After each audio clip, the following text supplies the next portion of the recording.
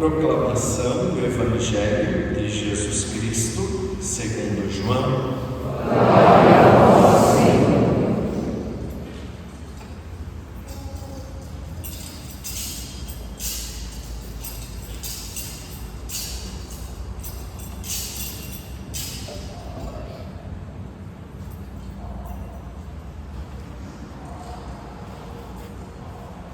Naquele tempo, Jesus ergueu os olhos ao céu e disse: Pai, chegou a hora, glorifica o teu Filho, para que o teu Filho te glorifique a ti. E porque lhe deste poder sobre todo homem, ele dê a vida eterna a todos aqueles que lhe confiaste. Ora, a vida eterna é esta, que eles te conheçam a ti, o único Deus verdadeiro, e a aquele que tu enviaste, Jesus Cristo. Eu te glorifiquei na terra, e levei a termo a obra que me deste para fazer. E agora, Pai, glorifica-me junto de ti, com a glória que eu tinha junto de ti, antes que o mundo existisse. Manifestei o teu nome aos homens, que tu me deste no meio do mundo.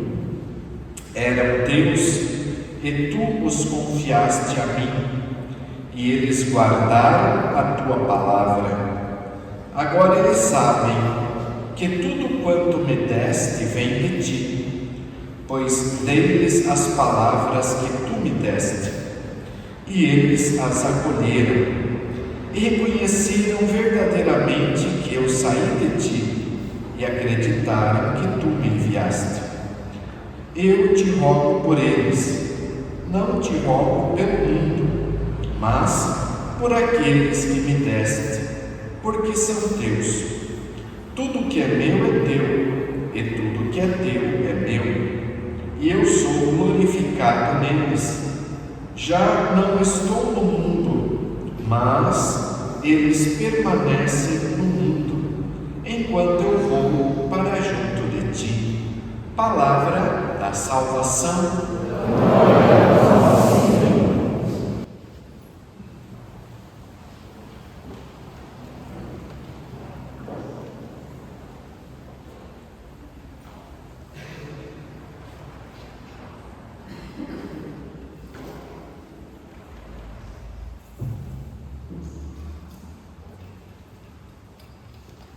Caríssimos irmãos e irmãs, iniciamos nesta liturgia a leitura do capítulo 17 do Evangelho de São João. Ontem concluímos a leitura do capítulo 16, ouvindo de Nosso Senhor: No mundo tereis tribulações, mas tende coragem, eu venci o mundo. Iniciando o capítulo 17 do Evangelho de São João, começamos a ouvir a chamada oração sacerdotal.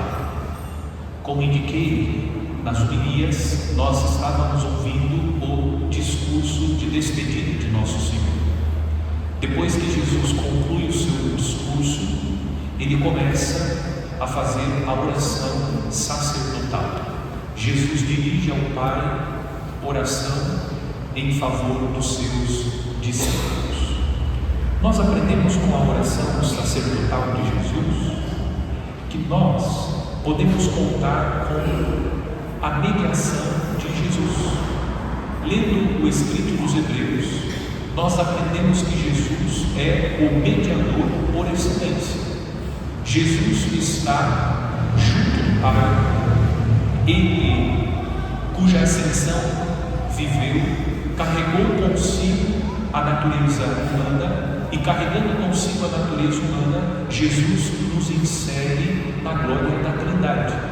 E junto do Pai, Jesus é o nosso mediador, para que nós também possamos percorrer o mesmo caminho que Cristo percorreu, ou seja, entrar nas alegrias do céu. Portanto, como a oração sacerdotal, nós aprendemos que podemos viver a nossa vida em paz, porque temos o intercessor. O próprio Jesus disse: eu enviarei um outro Paráclito, porque ele é o primeiro Paráclito. Paráclito significa defensor, advogado. O primeiro defensor, o primeiro advogado que nós temos junto de Deus é o próprio Deus, a segunda pessoa da Santíssima Trindade, Jesus Cristo. Também o escrito dos Hebreus nos ajuda a compreender o significado da contemplação de Jesus como nosso intercessor junto do Pai. O escrito dos Hebreus diz que Jesus foi igual a nós em tudo. Jesus experimentou os dramas que nós experimentamos.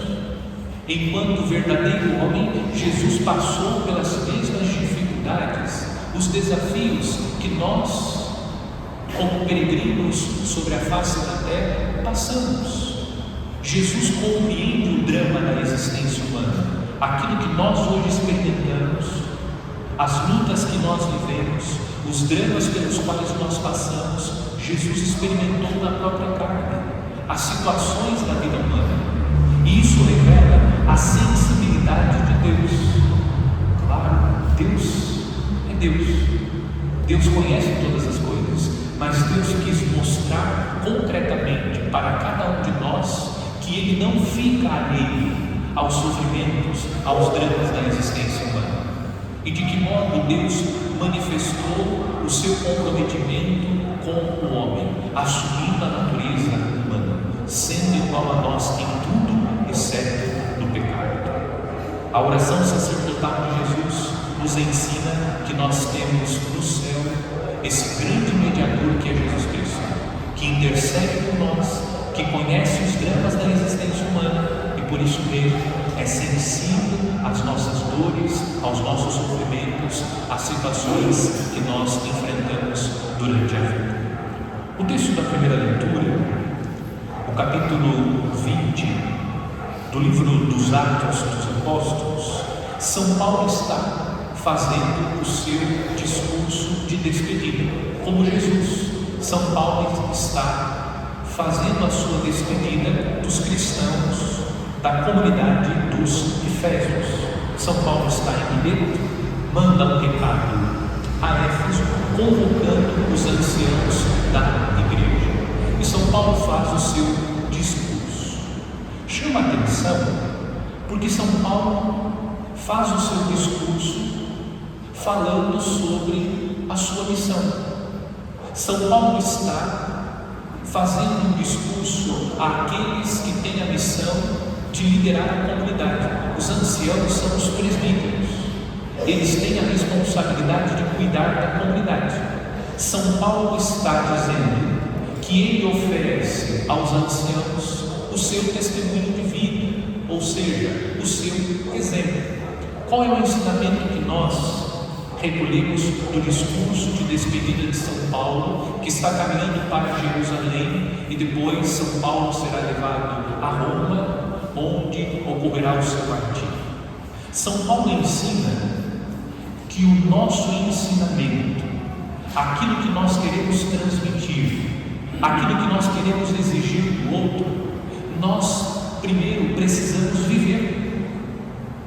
Nós queremos educar, queremos orientar, mas antes de tudo, nós precisamos oferecer a ajuda, a orientação, através do nosso testemunho de vida, porque São Paulo está fazendo um discurso, dando conselhos para os anciãos a partir da própria vida. Às vezes, o pai e a mãe exigem algumas coisas dos filhos, mas eles não oferecem um testemunho. Uma vez eu presenciei uma cena um pouco constrangedora, confesso. Uma mãe exigindo do seu filho que ele não mentisse.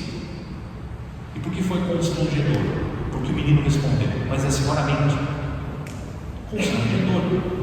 Para mim, muito mais para a mãe. Exige do filho a verdade, mas quando o TJ bate no portão no domingo de manhã, o que faz a mãe? Diga que a mãe não está. Como você vai cobrar a verdade do seu filho? Como você vai exigir que o filho não grite com você se você grita com o filho? Veja, São Paulo está ensinando que nós precisamos anunciar o Evangelho de Cristo, precisamos ensinar, educar, sobretudo com o nosso testemunho. São Paulo está falando, mas São Paulo está falando a partir daquilo que ele vive. Qual é a provocação que o texto nos faz? Superar essa dicotomia, essa separação entre aquilo que nós falamos e aquilo que nós vivemos. Vamos viver e falar. A nossa fala precisa acontecer a partir daquilo que nós estamos vivendo. É claro, nós temos as nossas imperfeições, estamos lutando, precisamos buscar todos os dias a nossa conversão. É necessário que nós ofereçamos bons conselhos, mas nos esforcemos para viver aquilo que nós estamos sugerindo. Do contrário, aquilo que nós estamos falando não terá uma eficácia, porque o nosso testemunho de vida, aquilo que nós estamos fazendo, contradiz completamente aquilo que nós estamos anunciando. Neste quinto dia da novena do Espírito Santo, seguindo com o nosso itinerário, vamos meditar sobre a penitência. E por que vamos meditar sobre a penitência? Em razão do tema central da nossa novena. Eu repito o versículo, trata-se do versículo da carta de São Paulo aos Romanos, capítulo 8, versículo 3. Se viverdes segundo a carne, morrereis, mas se pelo Espírito fizerdes morrer as obras do corpo, vivereis. Nós estamos fazendo o nosso itinerário, tendo presente o nosso tema central. E qual é o nosso projeto? É recolher todos os instrumentos necessários durante a novena para que o homem que vive segundo a carne possa morrer em nós e passe a viver em cada um de nós o homem que vive segundo o Espírito. Para que nós deixemos de viver segundo a carne e passemos a viver segundo o Espírito, nós precisamos ter os instrumentais. Sem as ferramentas, sem os instrumentos, nós teremos dificuldade de viver segundo o Espírito. E nós já adquirimos, colocamos na nossa caixa de ferramenta alguns instrumentos. Em primeiro lugar, nós meditamos sobre quem é o Espírito Santo, porque é necessário conhecer, porque é o Espírito Santo que vai nos impulsionar a viver segundo o Espírito de Deus. É o Espírito Santo que deve reinar nos nossos corações para que passemos a viver uma vida segundo o Espírito. Depois nós compreendemos qual é a fonte originante da tristeza, o que de fato gera no coração do homem a tristeza, e nós aprendemos que é a rebeldia. Primeiro, Satanás se rebela contra Deus. O homem tentado por Satanás se rebela contra Deus, e rebelião é sinônimo de pecado. É o pecado que acarreta tristeza do coração do homem. Meditando a fonte originante do pecado, nós olhamos qual é a fonte originante da alegria. E no dia de ontem nós meditamos dois temas: o tema a fonte originante da alegria e a oração. Nós aprendemos que a fonte originante da alegria é o contrário daquilo que nós meditamos no primeiro e no segundo dia. Aquilo que nós meditamos a respeito da tristeza. A fonte originante da tristeza é a rebelião. Quando nós permanecemos em Deus, quando que o homem se rebelou contra Deus? Quando o homem decidiu sair da presença de Deus. Ele não permaneceu na presença de Deus. Quando nós permanecemos na presença de Deus, nós vivemos a alegria, nós experimentamos a alegria. Citamos o texto do Evangelho de São João, no capítulo 15. É permanecendo em Cristo que nós vamos experimentar a alegria. E permanecer em Cristo é sinônimo de santidade. Você lembra aquela frase que eu disse que era para postar no Facebook? E os mais jovens no Instagram: santo, quem é mesmo? Santo é todo aquele em quem nós encontramos Deus. Esse é o santo. O santo é aquele em quem Deus pode ser encontrado. Esse é o santo. Isso é santidade. E nós meditamos sobre a oração, que a oração nos aproxima de Deus, é o diálogo com Deus. E na oração nós somos transformados por Deus, porque vamos ouvindo o Senhor, vamos dialogando com Deus, e Deus vai nos corrigindo, nos ensinando. Hoje nós encontramos no nosso itinerário a penitência como uma ferramenta. A primeira questão, o primeiro ponto: por que fazer penitência? É suficiente nós aprendermos para a salvação o batismo? Está na Escritura: crê no Senhor Jesus, seja batizado e será salvo tu e tua família. Para a salvação, conforme a revelação divina contida na Escritura, é necessário o batismo. Mas então por que nós precisamos fazer penitência? Ou ainda, é suficiente para a nossa santificação? O sacramento da Eucaristia, nós comungamos o próprio Deus? Nós ainda somos confirmados na fé pelo sacramento da Crisma? Por que nós precisamos fazer penitência depois de ter recebido todos esses sacramentos, os 3 sacramentos da iniciação à vida cristã? Porque nós somos pecadores, porque nós rompemos com Deus pelo pecado. Mesmo recebendo todas essas graças que nos santificam, nós precisamos, porque trazemos a consciência, essa inclinação para o mal, a inclinação para o pecado. Como nós trazemos essa inclinação, nós precisamos nos reconciliar novamente com Deus, porque recebemos o perdão. Aqueles que são batizados adultos recebem, inclusive no batismo, o perdão dos pecados pessoais. Enquanto criança, bebê, nós recebemos a remissão do pecado original. Mas aqueles que recebem o batismo na idade adulta também recebem o perdão dos pecados pessoais. Por que nós precisamos? Porque nós somos pecadores. Sendo pecadores, homens que recebem o perdão de Deus, a graça de Deus, mas mesmo assim morrem no pecado, nós precisamos fazer penitência. Porque a penitência, a grosso modo, ela tem 3 finalidades. 3 finalidades. A penitência é reparação, uma das finalidades, reparação. A penitência é prevenção e a penitência é configuração. O que significa dizer que uma das finalidades da penitência é a reparação? Por que reparação? Porque nós ofendemos a Deus com o nosso pecado. O nosso pecado é uma ofensa a Deus. Portanto, a penitência é um dever de justiça. Por exemplo, eu causo algum dano à casa da Alice. O que eu preciso fazer? Eu preciso reparar esse dano. Eu quebrei o vaso da sala dela. Por dever de justiça, eu devo reparar esse dano que eu causei. Como o pecado é uma ofensa a Deus, pela penitência nós estamos reparando o mal que nós causamos, uma ofensa que nós fizemos a Deus. Em primeiro lugar, a penitência é esse processo de reparação das ofensas que nós fizemos contra Deus. É um dever de justiça, é o mínimo que nós podemos fazer, é o mínimo que eu posso fazer. Me dispor a reparar o dano que eu causei na casa da Alice. É o mínimo. Segunda finalidade, a penitência, ela serve de prevenção. Por que prevenção? Ela nos previne contra futuros pecados, pois pela penitência fortalecemos nossa vontade contra as seduções dos prazeres perigosos. A penitência é também um exercício que nos fortalece. Quando nós fazemos penitência, é como ir à academia. Você vai adquirindo massa muscular, e quando você precisar da força, você tem um condicionamento físico. Ou alguém que corre, você se prepara para a maratona, é assim, né? Você se prepara e você consegue concluir a prova porque você se exercitou. Você tem um preparo físico, uma disposição física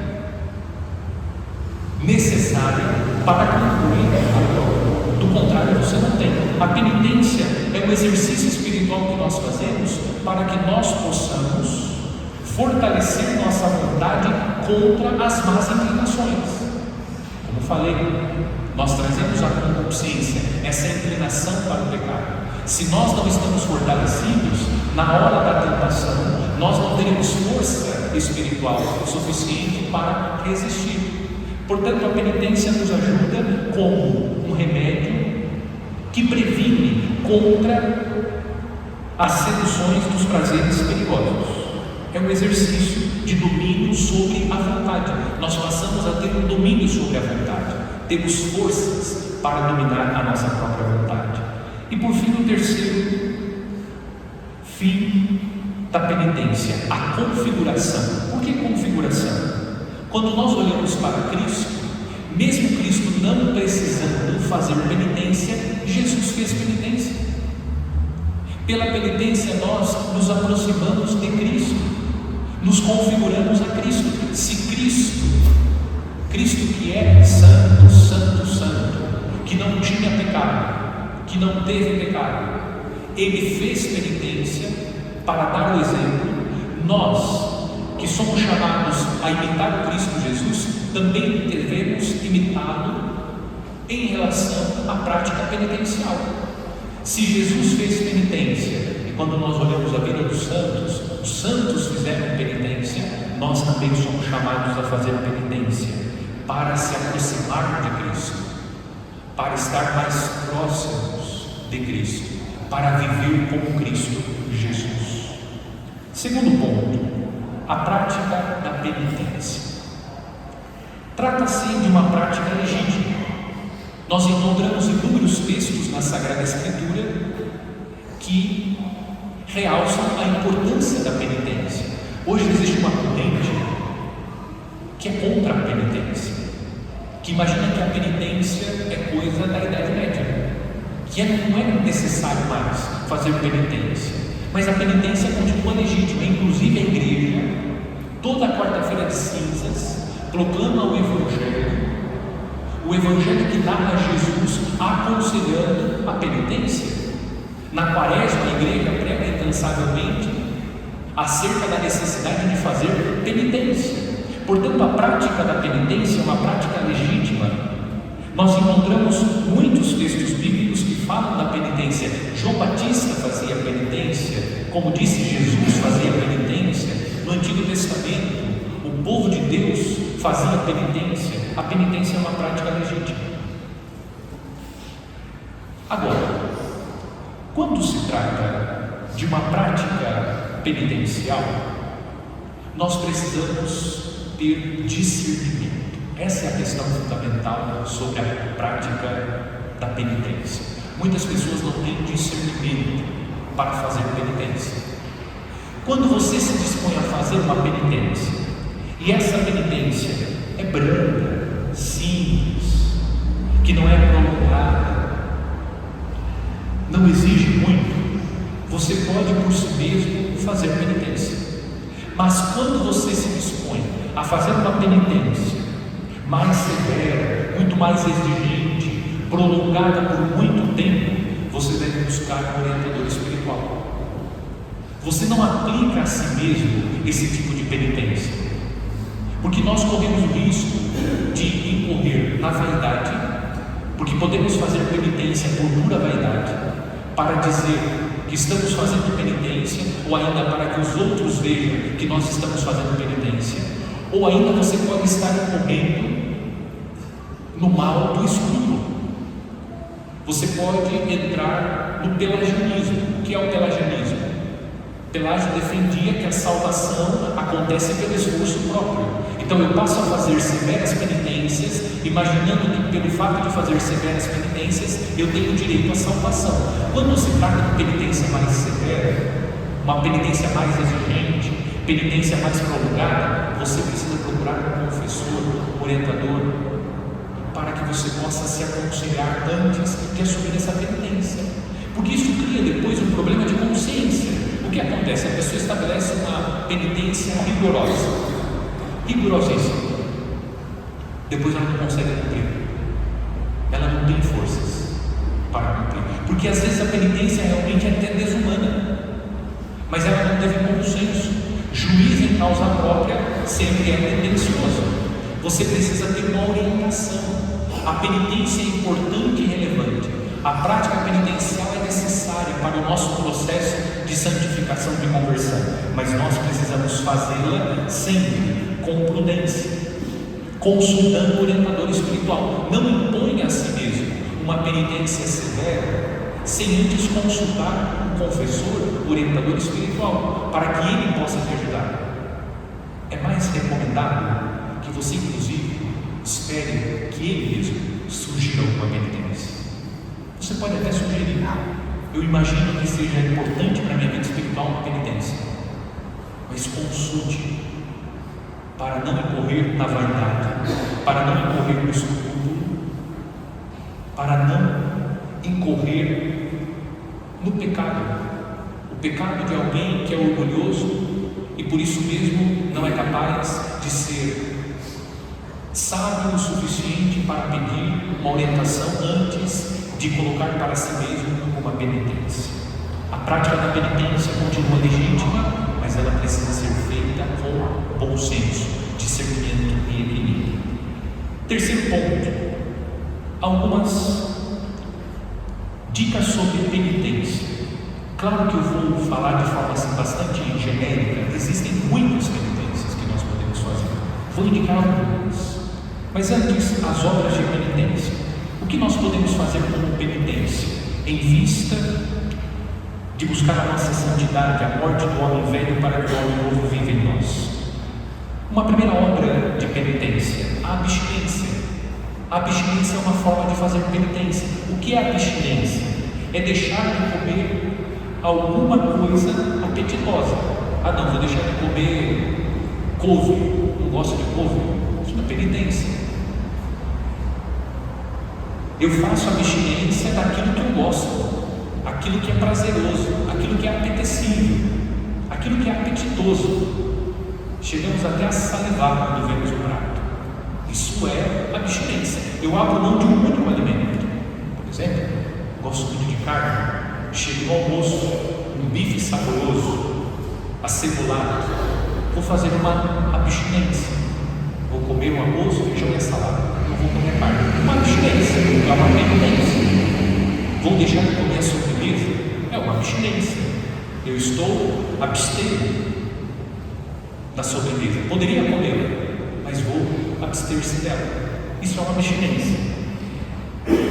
Uma segunda obra de penitência: o jejum. Veja, abstinência é uma coisa, jejum é outra coisa. As pessoas fazem confusão.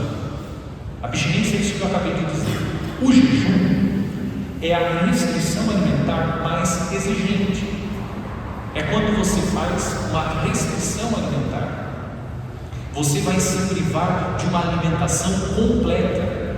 No caso da igreja, a igreja ensina que o jejum, chamado jejum eclesiástico, é uma única refeição completa no dia.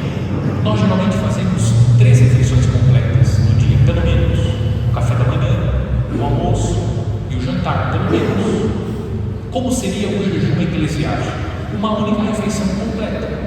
Por exemplo, não faria o café da manhã, apenas o almoço, não faria o jantar à noite. Isso é o jejum. É uma restrição mais exigente. Isso é o jejum. E depois nós encontramos também na prática das obras de penitência aquilo que eu chamo de renúncias, que também nós podemos encontrar como mortificações. São renúncias que nós podemos fazer. Então nós temos a abstinência, o jejum e as renúncias.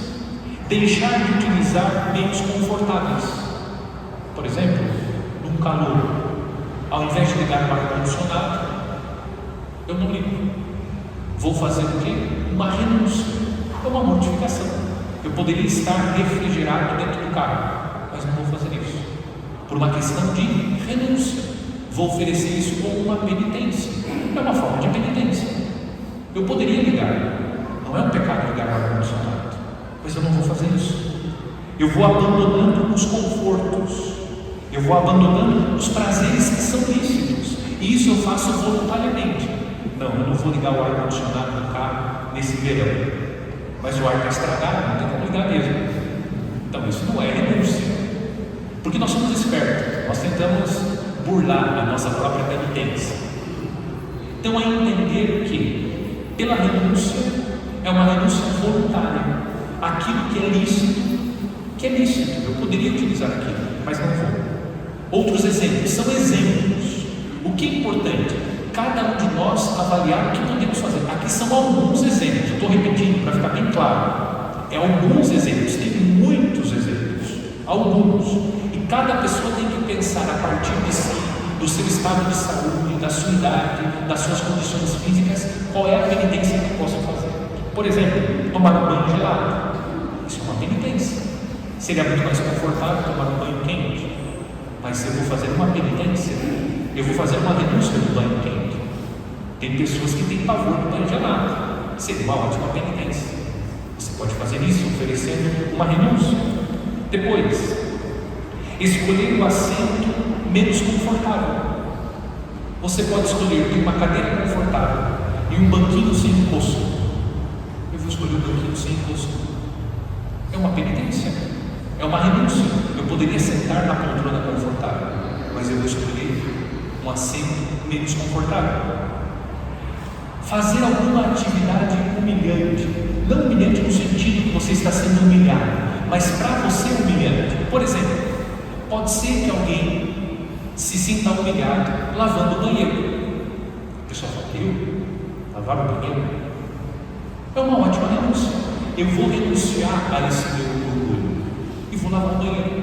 E tantas outras coisas que às vezes para mim é humilhante, mas eu vou fazer. Isso é uma renúncia, é uma forma de fazer penitência. Ou mesmo fazer alguma atividade que para você é uma atividade que é penosa. Você poderia de repente pagar para que alguém passasse a sua roupa, mas naquele mês você diz, não, eu posso pagar, mas eu não vou pagar. Ou melhor, eu vou pagar, mas a pessoa vai vir aqui em casa e não vai passar, sou eu que vou passar. É uma renúncia. Estou fazendo uma penitência. Estou fazendo um sacrifício. Dormir sem travesseiro, uma penitência. Renunciar o colchão confortável e deitar no chão é uma penitência, uma forma de renúncia. Rezar de joelhos ao invés de sentar, aqueles que podem, é uma penitência, é uma renúncia que eu faço. Diminuir o tempo do sono, eu poderia dormir até mais tarde, mas levanto mais cedo. É uma penitência. Veja, são alguns exemplos. Você precisa pensar na sua própria vida e pensar nas suas condições físicas, na sua idade, o que eu posso fazer como penitência. Porque às vezes, tudo isso que eu citei como um exemplo, a título de exemplo, para você é muito tranquilo fazer tudo isso. O que vai exigir realmente de nós? Todas as práticas penitenciais ajudam a mortificar os desejos desordenados, a promover a morte desse homem velho. No fundo, o que nós estamos fazendo? Um exercício para ter o domínio sobre a própria vontade, para que nós não sejamos escravos dos nossos desejos. E isso não toca tão somente a nossa vida espiritual. Quando nós temos autodomínio, isso afeta toda a nossa vida positivamente, no trabalho, a nossa formação intelectual, a convivência com as pessoas, tudo isso é afetado positivamente, porque nós passamos a ter um domínio sobre nós. É importante ressaltar que a penitência não pode ser um atentado contra a saúde, um atentado contra a integridade física. Não é isso que Deus quer. A penitência é esse exercício espiritual que nos ajuda a promover a morte do homem velho para que o homem novo viva em cada um de nós. Vamos pedir ao Espírito Santo de Deus a graça para que possamos viver as nossas práticas penitenciais. Se almejamos viver segundo o Espírito, é preciso que morra em cada um de nós um homem velho. E um instrumento, uma ferramenta é a penitência. Procuremos. Lembre que a Igreja prescreve uma penitência para todas as sextas-feiras do ano, todas as sextas-feiras do ano. A abstinência de carne é uma penitência, uma abstinência, uma penitência, todas as sextas-feiras do ano, exceto quando é uma solenidade. Nos outros dias, nós somos chamados a fazer nas sextas-feiras a abstinência de carne, que pode ser convocada, segundo a Conferência Nacional dos Bispos do Brasil. Você pode substituir essa abstinência por uma outra, ou mesmo por alguma obra de misericórdia corporal, como visitar um doente, Ir ao cemitério, rezar pelos fiéis defuntos, meditar o Santo Terço, meditar a palavra de Deus, também são formas de contar a penitência que a Igreja prescreve para as sextas-feiras. Vamos valorizar essa ferramenta que nós temos, que nos ajuda a viver esse processo de conversão, de mudança de vida.